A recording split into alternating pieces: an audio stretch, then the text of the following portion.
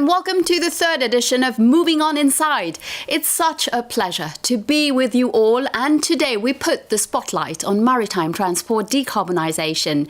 Coming up on our show today, we meet major industry players in maritime transport for an unprecedented debate on a critical topic, the necessary transition of maritime freight. We'll see who will set the pace, ship owners or the ship loaders. Movin'On and its partners from the communities of interest from Bilbao to Brest will demonstrate that regional ports also play a decisive role in the race to decarbonise. For the first Movin'On Impact edition hosted by CMA-CGM, a special report will take us behind the scenes of a liquefied natural gas bunkering operation. And finally, we'll focus on an innovation with an exclusive look at the Wissimo success story, the inflatable wing that decarbonises maritime transport. I'm sure you're looking forward to it as much as I am. So let's welcome Pierre Rousseau. Hello, Pierre. Hi. It's good to see you. So for this edition, I am delighted to be joined by Pierre Rousseau, who is an independent consultant, former advisor on sustainable finance at BNP Paribas. It's great to have you here today, Pierre. And indeed, throughout the show, you will hear from our expert in strategic foresight, who together with Movin'On has explored the risks and opportunities that will shake up maritime transportation by 2050. So Pierre, I'm thrilled to have you on the set for the next 60 minutes to discuss sustainable mobility. Are you excited? Yeah, same pleasure, and a lot of things to share. Fantastic. So let's dive in. It's time for the expert debate.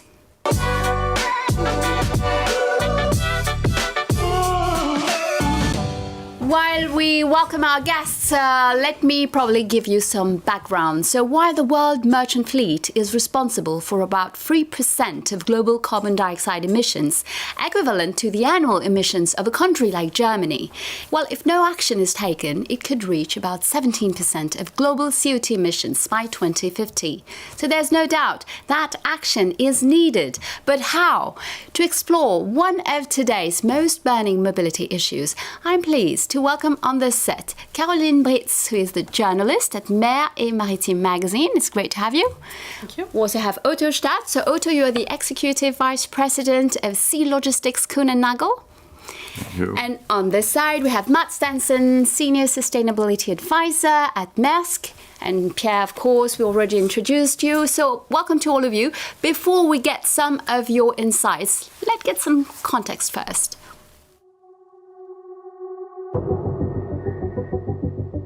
The current maritime transport market represents 90% of world trade and is at the crossroads of economic and environmental issues. While demand will triple by 2050, the International Maritime Organization has adopted a plan to reduce greenhouse gas emissions by at least 50% by 2050. A mini maritime Paris Agreement, you could say. Some sector players are already multiplying initiatives to reduce their carbon footprint, but the wide range of approaches makes it difficult to adopt a common path. Vessel design, voyage optimization, future energy carriers, carbon capture, power assistance, engine technology. The interests of shippers, ship owners and charterers diverge, slowing down the adoption of high-investment projects. So, who should take the lead? Can loaders influence shipping companies' political environment? And this is what we're going to talk about and discuss with our guests today. So we know that in 2023, the IMO has to decide actually on its new objectives. So today they are to reduce CO2 emissions by 50% compared to what they were in 2008. So that's quite a plan. So do you support this ambition to go further? Maybe that's a question to everyone. Otto, you want to start? Yes, on that target, I believe it's not strong enough, not courageous enough. We believe that by 2050 we have to get the emissions down to 100%. Mm-hmm. Otherwise, we will not reach the 1.5 degree target of Paris. What about Matt? I completely agree. The current ambition of IMO is simply not ambitious enough. We need a much more ambitious target. When it was adopted in 2018, it was step in the right direction. We supported that, but now the world has changed, and the last 4 years, the focus on climate change has moved to new heights, and we simply need a new ambition now. Right, so not ambitious enough, Caroline? The thing is, you have to see that shipping is very global, so you have different pace around the world. The European shippers are quite keen, and ship owners are quite keen on going fast, but the rest of the world has to follow, so maybe that's why IMO chose this ambition, which is not, I think, what it should be more, but maybe that's why they chose, because nobody can... you have to remember that shipping is really the world around, so they have to consider people that can go fast and people can go slow, but it has to be more ambitious. More ambitious plan. Otto, you wanted to add something? Yeah? No, I think we have to look into it, who is influencing this, whether it's more the European and North American shippers in the container business versus the shippers who move bulk cargo, oil, grain, iron ore, which is a totally different set of shippers in the world. And that's why the majority of the consumer good companies, whether you talk Europe or North America, there's a need and there's a pressure to do something. And I think that's why we have to act faster in that respect, because the consumer on the street will put pressure on us. And we cannot have in 2050 still emissions in this industry, especially in the liner industry. Right. And Pierre, from your perspective, what do you think? But first of all, we see the complexity of this business because it's a global business. So majority of the other business have the ability to do it independently. Here we have to do a global vision. The global vision is important, but also it's important to associate the other business. Everybody forget about the fact that the maritime shipping is touching every single business, every single people. 80% of the trade is going through the shipping. So it has to be also a combination where the people who are using the industry, that industry also contribute to the solution. All right, but what about the different players in the industry, you know, the shippers, the freight forwarders, and the ship owners? Are they aligned? What can you say about that? I don't think all are aligned at this point. There's clearly some who are laggers. If you look at the ship owner side, not all have the same ambition level. In Maersk, we already have an ambition of being getting to zero carbon in 2040. But when you look across the industry, there's a lot who are not there. I think Otto mentioned before, there are other kinds of ships also. We are in container shipping. And there, the public pressure and the stakeholder pressure on those sectors is at a different level. But I think it's also important to say, and that's also supporting what was said before, shipping is not an isolated thing. It's part of a wider ecosystem with many different stakeholders. We see a lot of the the cargo owners who are starting to step up. We need to show there is a demand, and we believe that shippers, the cargo owners, have a crucial role to play to drive this development. They need to show there's a demand. They need to show they're willing to also invest into an industry that they use in their business. Right, but the industry is moving. There's still a lack of commitment from some of the players. What could be the arguments behind it? Any thoughts on that? I think the key issue is that in the liner industry, the big companies who move products around the world have to be ready to pay for green fuels, because we will not get green transportation for free. And that's one of the things which we don't like as a logistics company in our discussion with customers. Too many customers are asking us and said, yes, we want to do something, but we don't want to pay for it. It's changing, but unfortunately slowly only. And I believe we have to be ready, and customers have to be, we all have to be ready to pay for green fuels. We will not get it for free.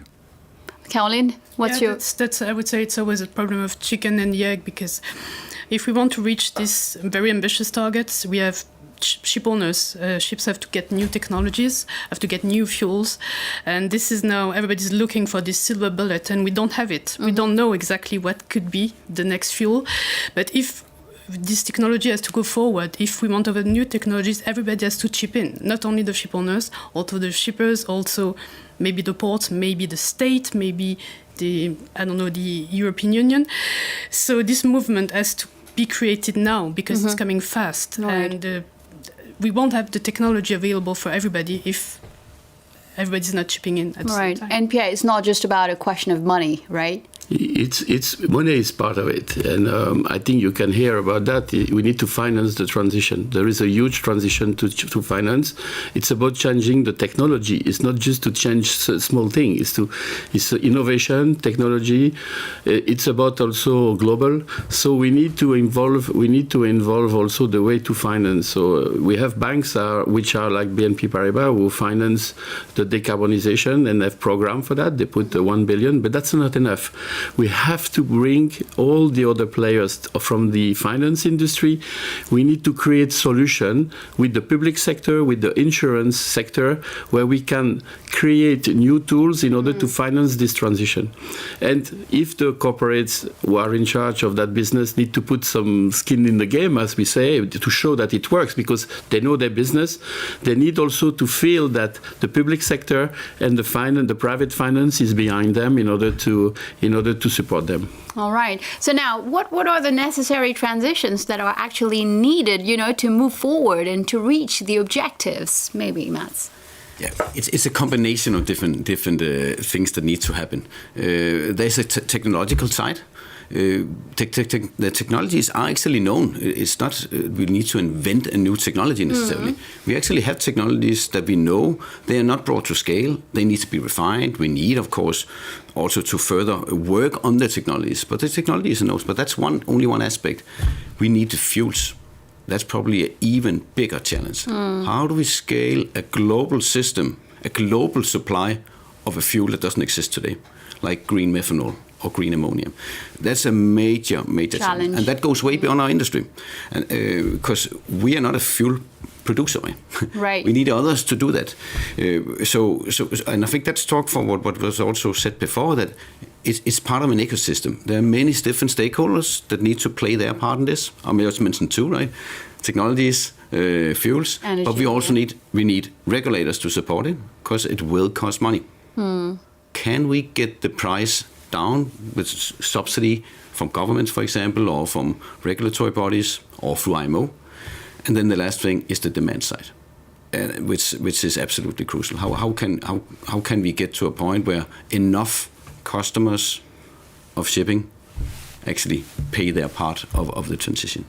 Alto, you'd like to build on that? Adding to what Matt said, I think the regulator plays an important role here, and I believe personally we need higher CO2 taxes for shipping, because that would force the transition also. And the good news is, even if you have a very high CO2 tax per $300, $400 per ton of CO2, it's per container, per product moved in the container, per pair of shoes. If you move a shoe from Indonesia to Europe or to the US, the CO2 tax or the green fuel, the more expensive green fuel per shoe is so little. And that is, I think, the thing which we have to educate the consumer, because it will, liner shipping today, although it is consuming carbon fuels, it's still one of the most greenest transport modes compared to other transport modes. And we could forget it for little money per product.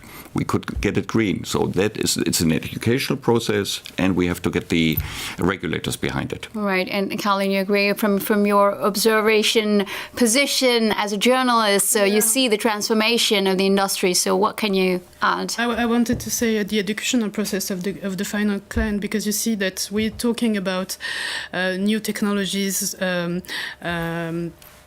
a new way of navigating, but also I think the consumer has to understand that maybe if you want to lower the CO2, maybe if maritime has to be a little bit less polluting, maybe it has to slow down. Maybe we were used to have a container ship going really fast and everything going really fast. But if the first thing to reduce CO2 is to slow down. So maybe it's a new way of thinking. And the clients also have to understand that maybe you had China, Europe in 55 days, maybe it can be 70, getting a bit slower, and it's a new way of thinking, because that's part of decarbonization too. I mean, everybody has to understand, from the ship owners to the end client, I think. Right. So how do you see the emergence of low carbon routes and shippers coalitions? Maybe if you could add on that. So actually, are there initiatives that actually could push shipping companies to accelerate solutions and reduce their greenhouse gas emissions? Yeah, I think some of those initiatives are definitely helpful. I think if you look at, for example, setting up green corridors, that can definitely drive that demand side. And I think through that we could probably prove that that setting up green corridors and have zero carbon transport will not hamper economic development and import and export, because it's an extra cost for sure, but it's still not a significant extra cost compared to what transport already costs today. So that could definitely help and pull things in the right direction, maybe accelerate things. Quick reaction maybe on that? On one hand, we support it because it could increase the use of green fuels. But on the other hand, you will have shippers in the world who will say, why can I only move it on that corridor? Because I want to move it on every corridor. So then we could start to contradict ourselves. So that's the question, because if you only do it in one, it will be a problem, because if you find supporters in the industry who say, I would like to move all my product worldwide with green fuels, I'm prepared to pay for it. So that's where we have to come up with a solution. And I think there are solutions in this respect. So it's good on one hand to have a green corridor, but on the other hand, we have to be careful that we don't restrict it only to that corridor then. All right. I want to add a comment there, because you're right, you have a good point. When you look at what the customers of shipping and logistics, what they want, none of them have an ambition to decarbonize shipping for the first one, and none of them have the ambition to decarbonize one corridor. They have the ambition to decarbonize everything they do, all of logistics. Maybe we can use corridors to scale things. I think that's the way we can look at corridors. But we should also look beyond shipping, right? Yeah. What do we do inland? Can we make have a more holistic view? We need to have a more holistic view, and we need to work on the inland part also, using electric trucks. We, for example, are starting to invest into electric trucks.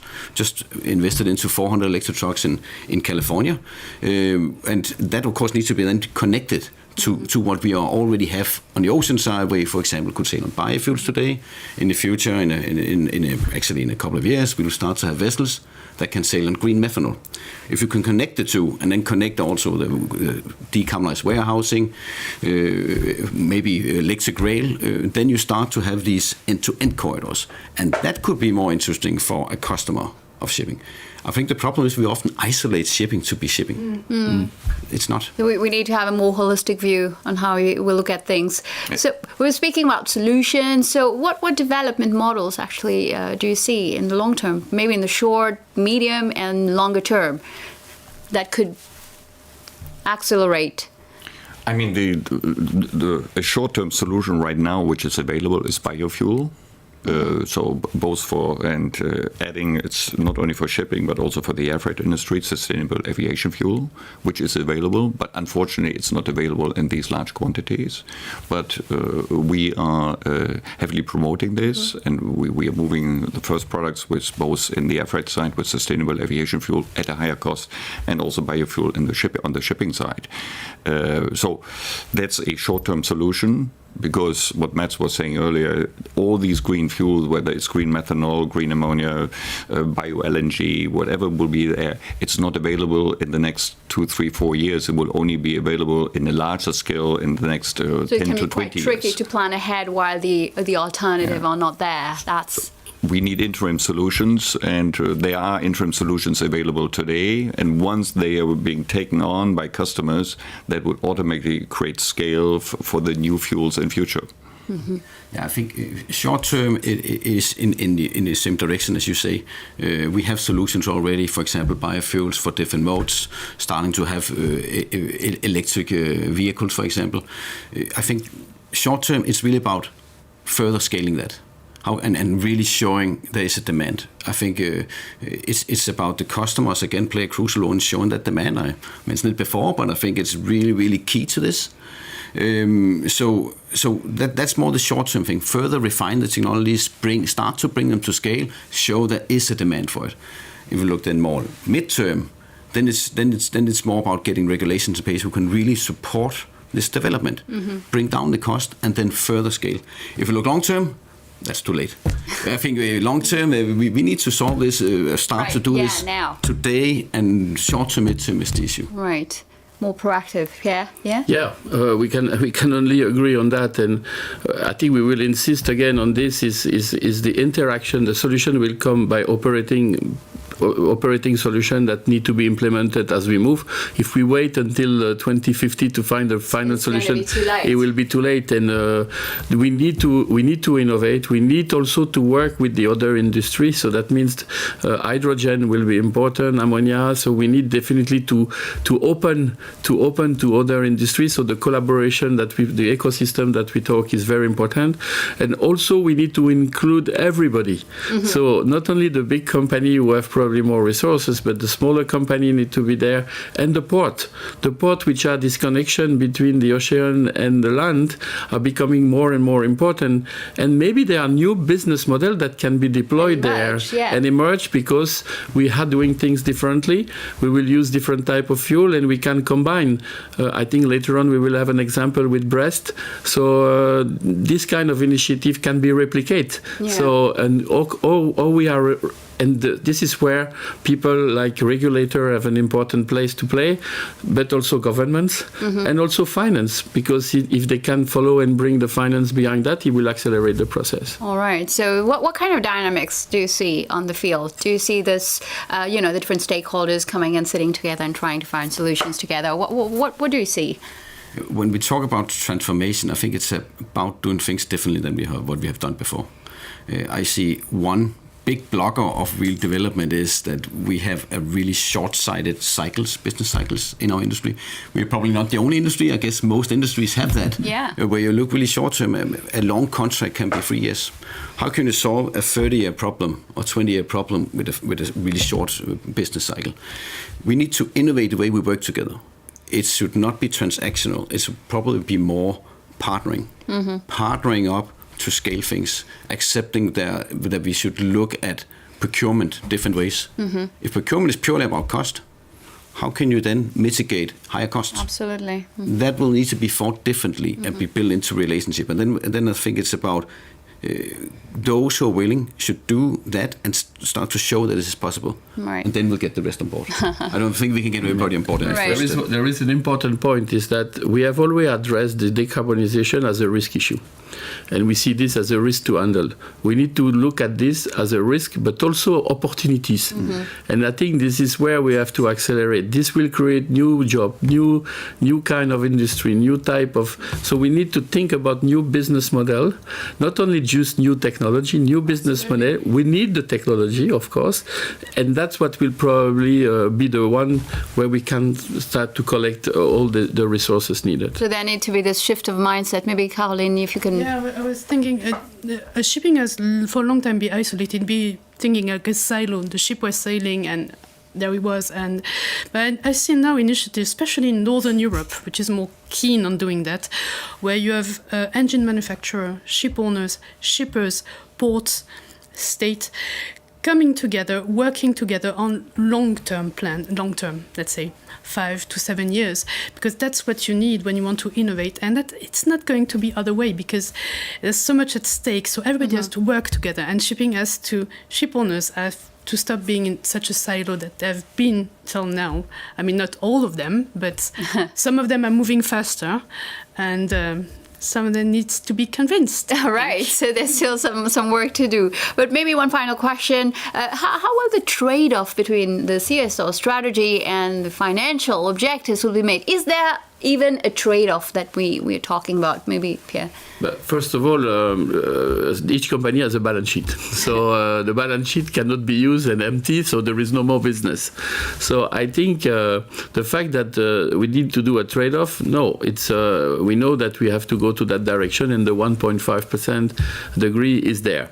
So what is important today is to find the solution where, of course, the people will use the balance sheet, but also they can get support of balance sheet in order to put this plan. Those plans of transformation are also public. So bringing and combining public money with private solution is probably the way to go in order to support. If you ask those people to take everything in their own balance sheet, their business will disappear. Right. So it's impossible. The transformation that our friends here have explained is massive. So they need to have a way to transit, and after we need to create not only financial product but financial solution in order to help this industry to go to its transition. Right. Matt, do you agree? Yes, when we look, there's of course a trade-off between short-term finance and investing a lot of money into a new thing. So that's a major challenge.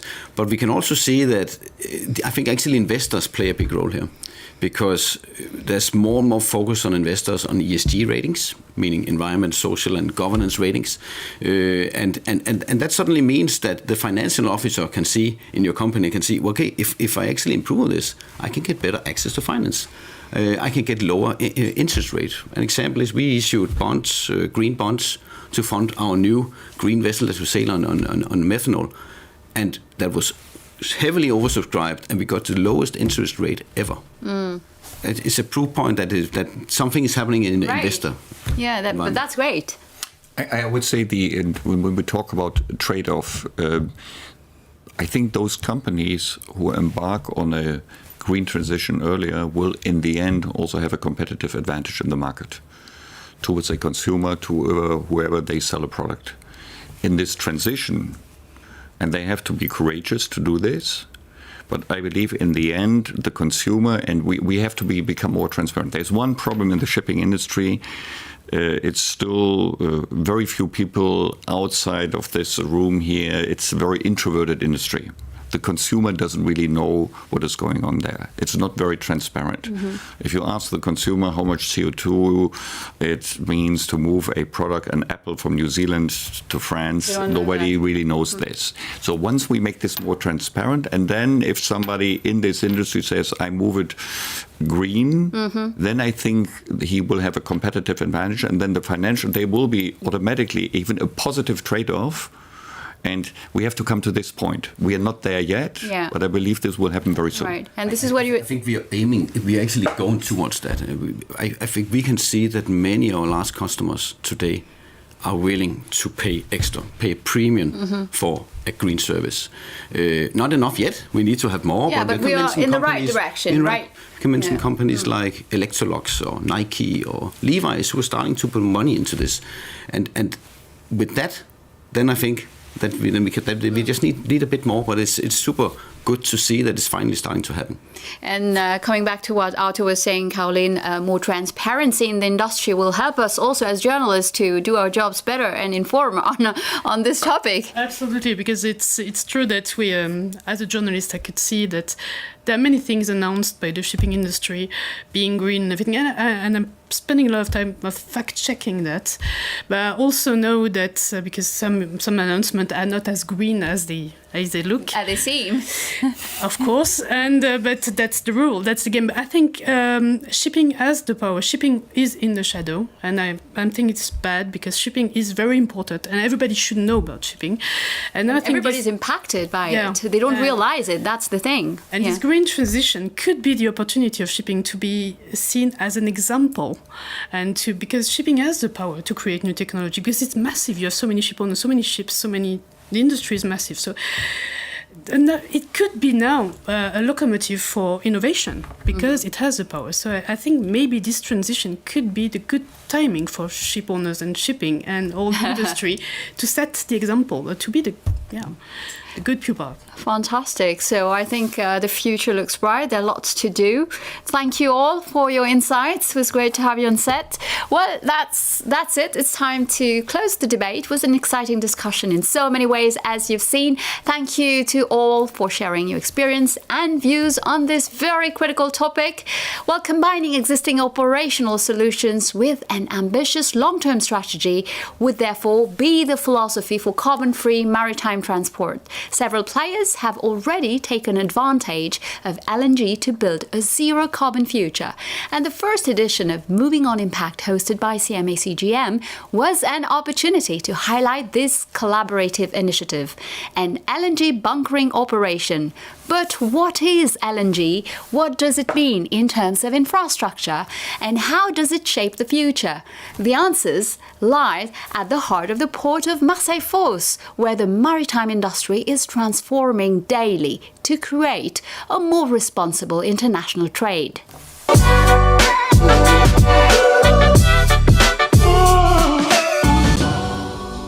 A look back at an exceptional day. July the 8th, 2022 was the first Movin'On Impact event satellite co-powered by CMA-CGM dedicated to scaling up renewable synthetic fuels for a carbon-neutral future. It was a unique opportunity to demonstrate on the field in Marseille and the Mediterranean basin that fuel innovation projects come to life. A collective approach with 3 committed partners: CMA-CGM, Total Energies, and the Port of Marseille-Fos. Deep dive into a unique live liquid natural gas bunkering experience. A major technical operation. We are dealing with the cryogenic fluid and gas, so we need to have a lot of requirement in terms of safety, first of all, to organize the ship-to-ship transfer.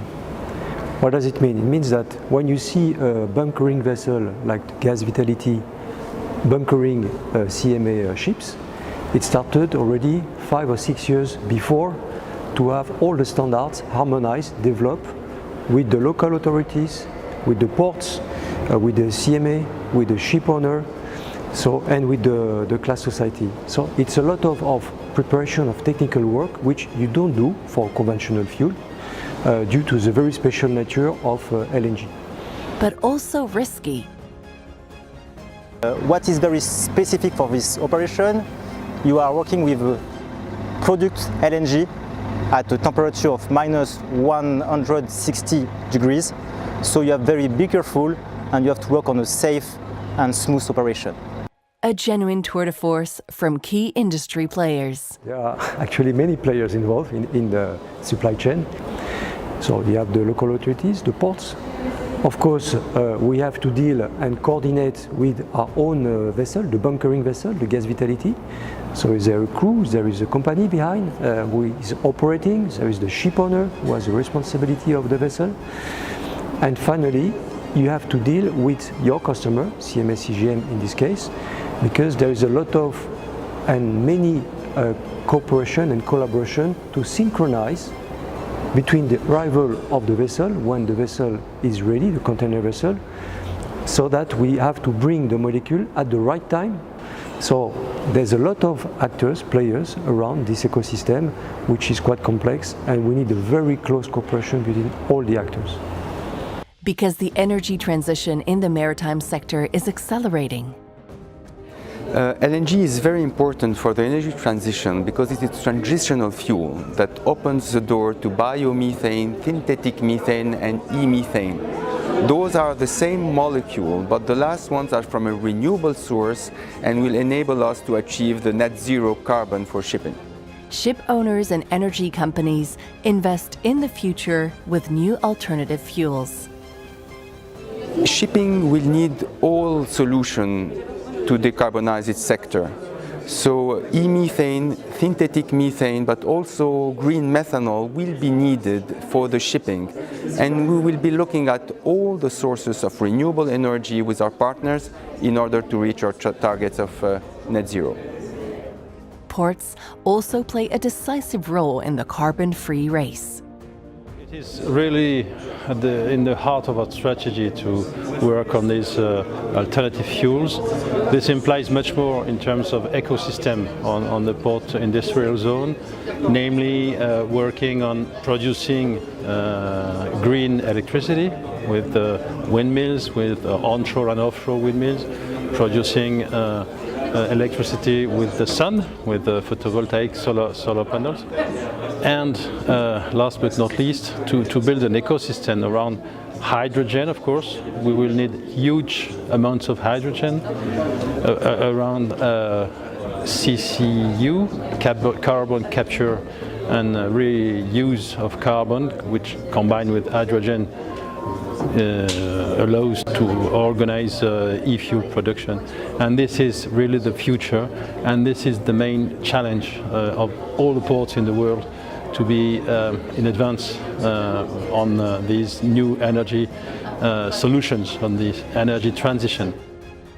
These bunkering operations are the perfect example of a solid collaboration between different actors of the French maritime industry and the local port authorities.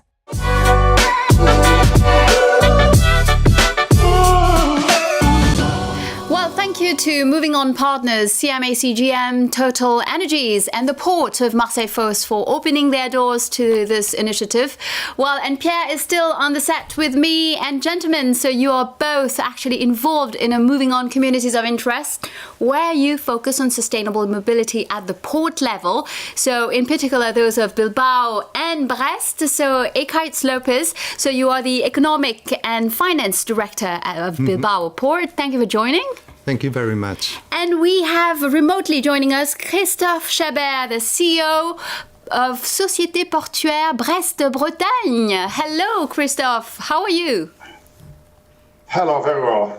Fantastic. Thank you for joining. So as you have just seen, right, so this report illustrating the importance of ports in the energy transition sector, I'm sure you must recognize yourself in the statements that you have heard in this report. Just to quote the CEO, Hervé Martel, who says that it's really at the heart of their strategy to work on these alternative fuels, which is really, it means a lot regarding the marine industrial zones ecosystem and the main challenge of all the ports in the world, whether Marseille-Fos or your ports, would be really to go ahead of these new alternatives, these new energy solutions and this energy transition we're talking about. So I'm sure you would like to say a few words about it. Ekaitz. Yes, thank you very much. And well, we completely agree with this approach. I think that alternative fuels are in the heart of our strategy as well. And we understand that we are energy hubs and that we have to be able to attract as many investments as we can to deploy alternative fuels in our port, because these alternative fuels will be new services for the ship operators and also for the ship loaders. And if we want to remain competitive, we have to do it. We have to be able to attract the investments. And also we have to become green ports or greener ports, also doing the port authority itself has to do its investments as well. For instance, deploying onshore power supply or hosting and investing in renewable energies. So we all have to contribute and deploy as many as alternative fuels as we can to remain competitive. And Christophe, I'm sure that this must resonate from your perspective too. Yes, of course, it's very important. I think all of you heard about the French President Macron, who inaugurated the first wind farm, offshore wind farm near Nantes-Saint-Nazaire yesterday. And during these inaugurations, he insists on the importance to develop and to have the port in the middle of the energy transitions for maritime transport. And I think, we have we not only one solutions, but we need to be a hub for energy transitions. And in this hub, we have the development of the marine renewable energy. We have also everything on the shore connections, and of course, the capability to answer to the customer regarding the change of fuel and to develop some new solutions like biofuel, bio-energy. And it is a complex whole strategy pushed by the French state to be in the middle of all the transitions energy. All right, and Pierre, I'm sure this is what exactly you were saying earlier on, is like the strategy have a holistic view of how to bring everybody together to accelerate this transition, and the role of the ports are quite key. Yeah, exactly. And here we talk about the energy transition, biofuel, alternative fuel. We can also talk about the hydrogen. So, but we see what is important to understand is that it will not be limited to the transition energy. It will create other services also. It will be a center. The port are becoming center of innovation. The port are center. They will provide new services. Electrification of the port also will recalibrate the center and the link that we have between the ocean and the land. So there is a displacement from the land economy, who was very land focused, to an economy which is displacing, and we see that with the energy already, which is displacing some of the resource with the ocean. And you can imagine what is the link between the ocean and the land is the port. And we talk about the big port, the large ports, but we need also to integrate regional ports and small ports who can play an important role with the city where they are located. Yeah, huge responsibility, yeah. You wanted to add something, Kate, on that? Well, I think that we understand that energy and infrastructure are like two faces of the same coin. I mean, they complement very well. Mm-hmm. So the energy transition, in part of it, it's going to happen in the ports. And because we also are distribution centers for the ships, for the trains, for the trucks. So as multimodal platforms, I think that we can make a huge contribution to decarbonize the logistic chain and also help to decarbonize our region, our economy with these green hydrogen projects that have a huge scope. So I think that, yes, we are in the middle and we are part and have to be very proactive in this energy transition.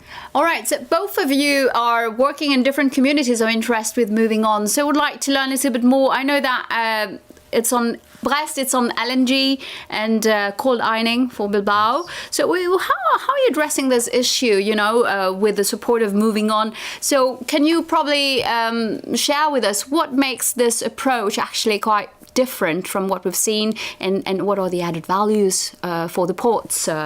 Kates? Okay, I think that joining Movin'On for us means connecting with lots of stakeholders and key players, but with a wider range than the port community itself. I mean, we are opening to understand and to have a prospective vision of where not just the maritime sector is going, but the mobility, and that it's giving us very trustful relationships, and giving us the idea of what the trends are, what the changes are, and connect with all of them. So when there is a transition, we have to change inside in our organizations first and work together in our organizations, but also open to other to the whole port community beyond and even beyond. And so that's the idea, and they are giving us a lot of value in that sense. Right.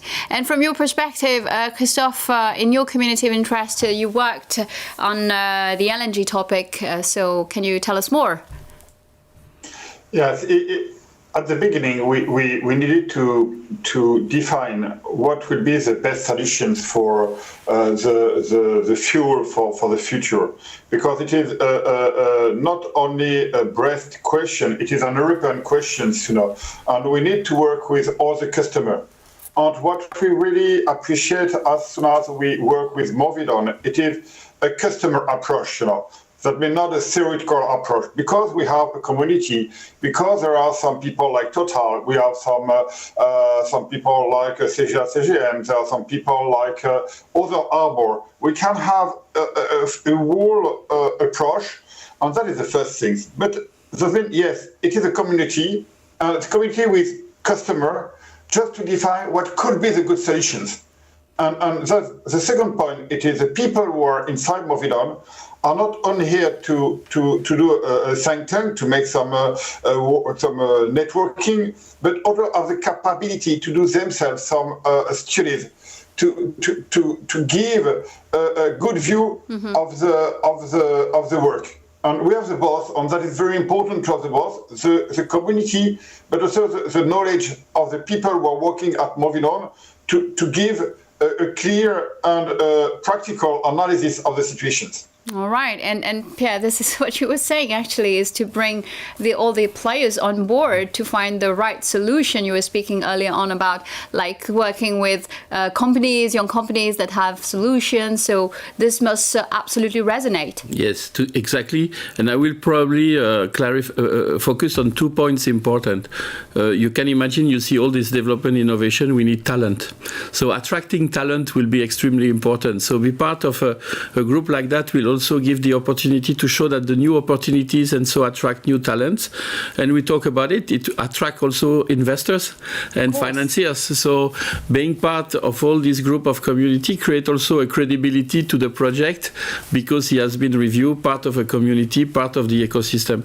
So resource like talent and money are the two key elements that will make it also successful, and attracting other type of business also after that, in creating a real ecosystem, which is generating different cash flow, different activities, and the ports are reinventing themselves. Right. So it's extremely important. Everything starts with the energy, and then after that you have all the rest which will follow, innovation, technology, new services, activities, and this is growing the city which is close by. So it's really what we need also, very important, the support of the government, the local government, the general government, need to support this kind of initiative because it's also a heavy infrastructure need to be put around. To be able to put it together. Well, I think that's all the time we have. Thank you to all three of you for this enlightening insights. Thank you, Pierre. Thank you, Kate. Thank you, Christophe. And again, thanks to the committed organizations and key players. Movin'On communities of interest are moving from ambition to action. And if you think that those discussions have got you thinking and you'd like to learn more, feel free to join this community of interest. Don't hesitate to contact them on the Movin'On Connect website. And because Movin'On is all about adventure and innovation, we couldn't resist taking a look at one of the most emblematic, the Wizamo, the inflatable wing that decarbonizes maritime transportation.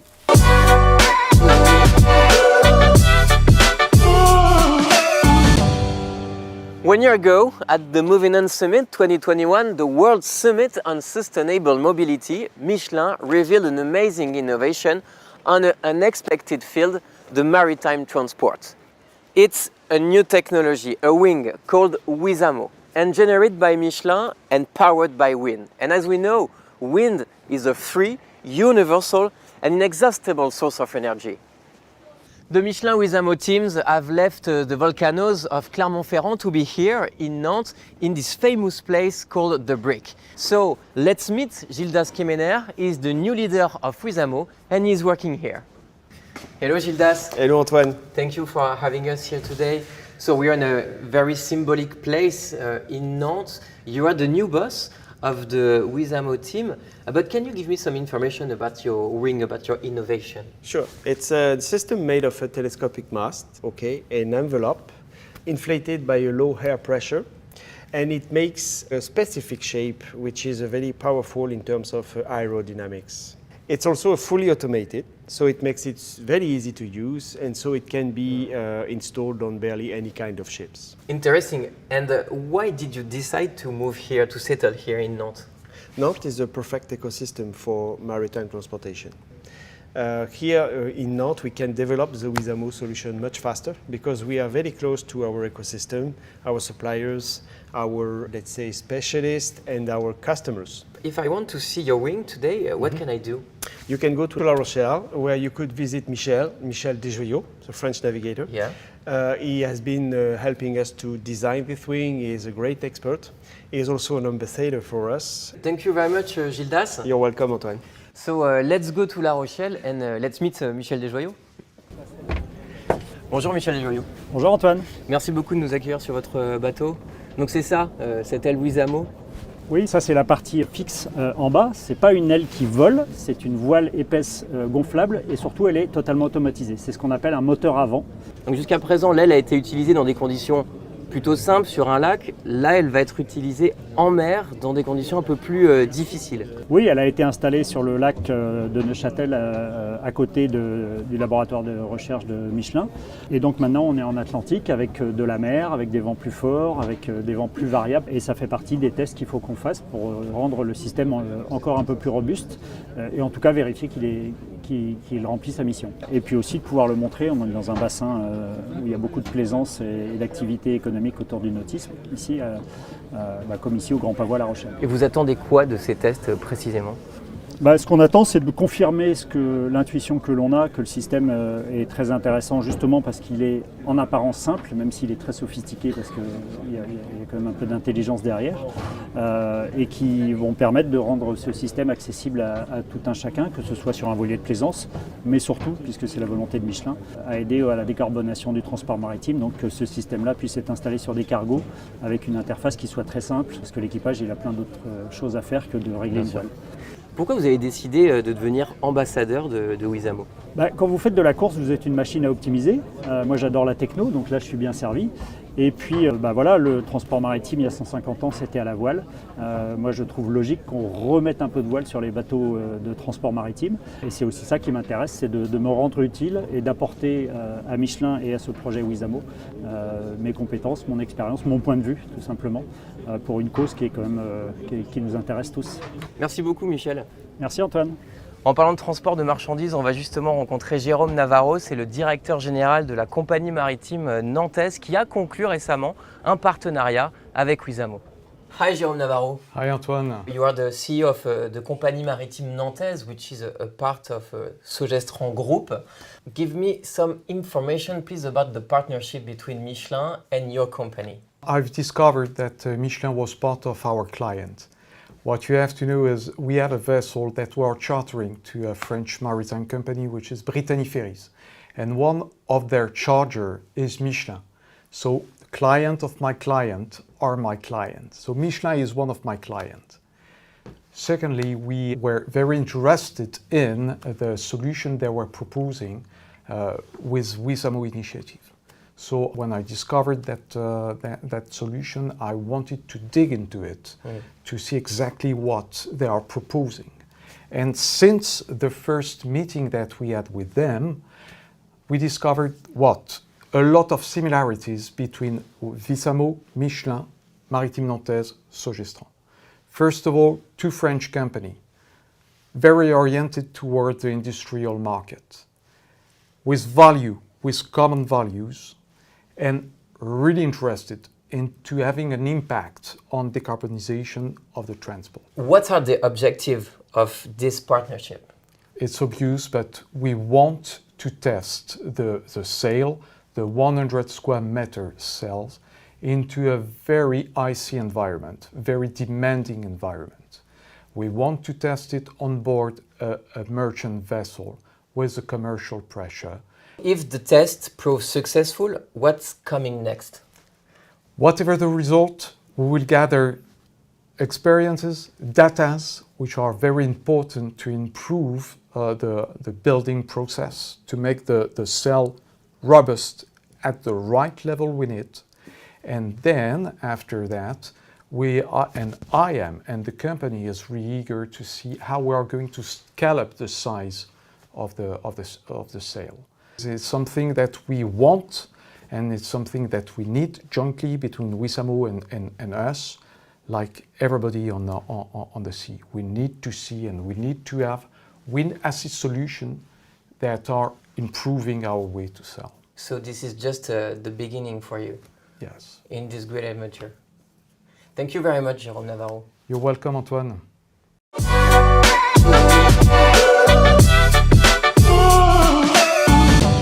Design has always been important in the field of mobility, sleek in aerodynamics. This is really exciting, the Wizamo wing. Pierre, what do you think? This is really inspiring. Yeah, really inspiring that I would like one on my paddle. So okay, you will go fast. To go faster and probably to use less energy because that's the purpose. So I think this initiative is one good example of an industrial company who try to develop innovation. We do need innovation in order to create the opportunity to tackle the decarbonization, and this is a good example. What now we have to look at is really to see if this kind of industrializing this product will be possible, and not only industrializing but also to make it economically viable. So it's not just to create a new technology; it's also after that to create the right business model in order for the operator to use it, to implement it, and to get a benefit. I understand that we will save 20%, we will reduce by 20% the cost of fuel. So by reducing 20%, we need to provide an incentive because we do contribute to the good of the planet. So is it a carbon credit? Is it something else? I don't know. But we need to create a model, a new model of operating that will incentivize the operator. And then we have to make sure also that after that, we can industrialize the production of such kind of boat and for everybody to benefit it in order to maximize the benefits of such kind of innovation. All right, so we're looking forward to see more of this on our seas. Thank you, Pierre. Thank you. It was great to have you on the show today. And thank you to all for attending the third edition of Movin'On Inside. Thank you for your feedback, interactions, discussion, and of course, your input on our social media networks. I would like to thank our Movin'On partners who took part and actually offered us today thought-provoking insights.